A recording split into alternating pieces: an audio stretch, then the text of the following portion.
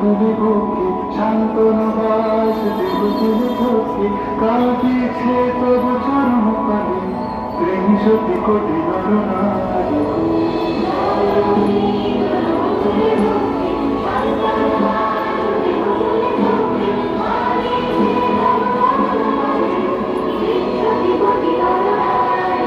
যারা স্বর্গগত তারা এখনো জানে স্বর্গের যে প্রিয় জন্মভূমি এসো স্বদেশ প্রতির মহাবিখ্যাত সেই যারা জীর্ণ জাতির বুকে জাগালো আশা মন মনে মুখে চোখালো ভাষা আজি রক্ত আজি রক্ত বিজয় লক্ষ্মী দেবতাদের গানে মুক্তির মন্দির সকাল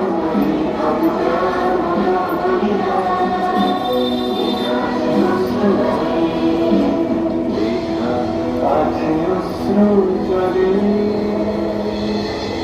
9 সেপ্টেম্বর 1915 ইংরেজদের সঙ্গে সম্মুখ সমরের স্বাধীনতা ছিনিয়ে নিতে অস্ত্র আনার পরিকল্পনা করেন যতীন্দ্রনাথ মুখোপাধ্যায়। বালেশ্বরের সঙ্গীকে নিয়ে জাহাজ থেকে সেই অস্ত্র নামাতে গেলে ইংরেজ বাহিনী তাদের ঘিরে ফেলে।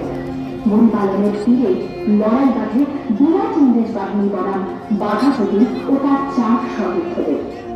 এককালে শুধু ভোজালি ঘাটে যিনি বাঘ মেরেছিলেন সেই বীর সেদিন লুটিয়ে পড়লেন।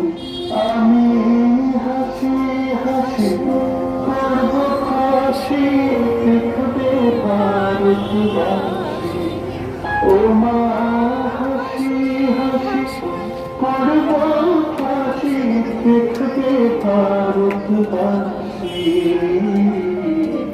একবার পিতাকে মা ঘুরে আসি। 18 এপ্রিল 1918 মাস্টারকে সূর্য সেন ও তাঁর 65 জন শিষ্য মিলে পরিকল্পনা করে চট্টগ্রামে ব্রিটিশ পুলিশের অস্ত্রাগার লুট করে এবং তারপরে মুক্তিরাজ শাহ নেন জালালাবাদ পাহাড়ে। ও 4 দিন পর ব্রিটিশ বাহিনী খুঁজে বার করে মাস্টারদা ও তাঁর সঙ্গীদের। সেদিনের অস্ত্র সূর্য ছিল সূর্য সেনের রাজ্যে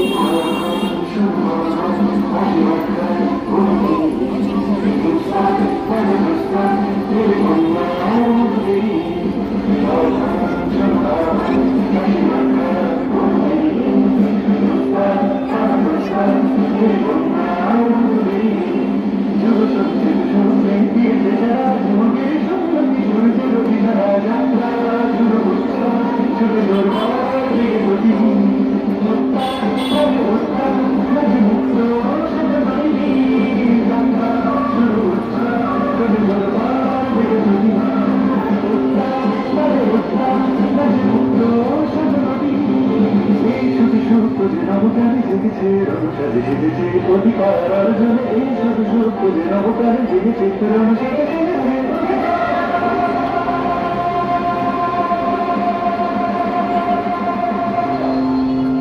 8 ডিসেম্বর 1930 বিনয় বসু, বাবুল গুপ্ত, দীনেশ গুপ্ত সাহেবী পোশাকে ট্যাক্সি থেকে এসে নামলেন রাইটার্স বিল্ডিং এর সামনে।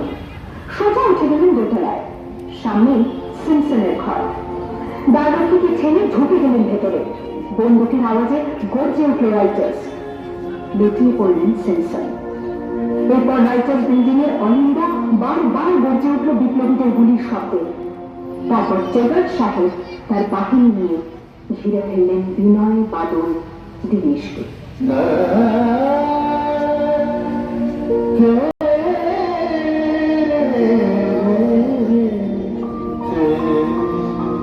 দুর্গমুখের কান্তার মনে দুস্তর বারবার লঙ্ঘিতে হবে রাত্রি শীতে যাত্রীরা হুঁশিয়ার।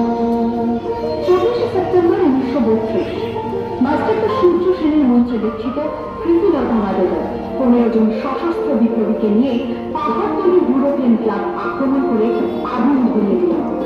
ভারতীয় ইতিহাসের স্বাভিমানী মহারানীদের মতো নিজের আত্মমর্যাদা অক্ষুণ্ণ রাখতে সেদিন কৃতিলতা মাদুদার পটাশিয়াম সায়ানাইড খেয়েছিলেন ব্রিটিশ পুলিশদের সামনে।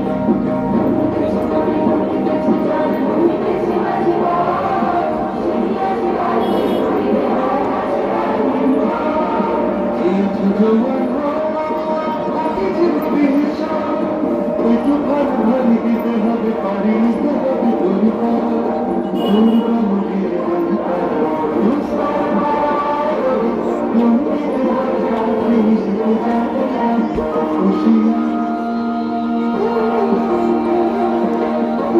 সেপ্টেম্বর 1942 কলকাতার মাটিতে কয়েক হাজার ভারতীয়কে নিয়ে যিনি পুলিশ স্টেশন ঘেরাও করার লক্ষ্যে হেঁটেছিলেন, সেই সত্যরুদ্ধ মাতঙ্গিনী হাজরা পুলিশের নির্মম গুলিচালনা ও লাঠিচার্জ সত্ত্বেও তার হাতের পতাকাটি মাটিতে লুটোতে নেননি।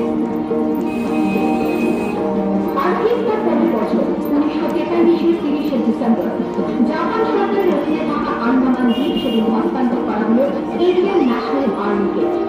ওডিআইয়ের মাঠে তিরঙ্গা পতাকা তুললেন সুভাষচন্দ্র। এটাই স্বাধীন ভারতের মাটিতে প্রথম তিরঙ্গা ঝান্ডা।